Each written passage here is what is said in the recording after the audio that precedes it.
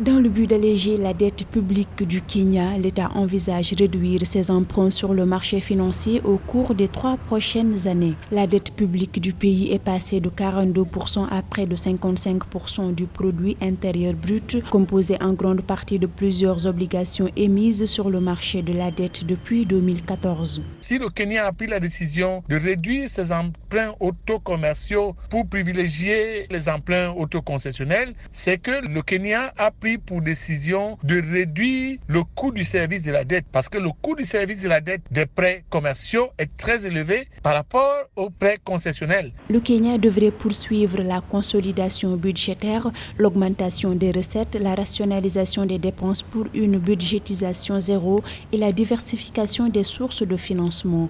Des mesures qui permettraient de réduire le déficit et stabiliser la dette publique selon la Banque africaine de développement.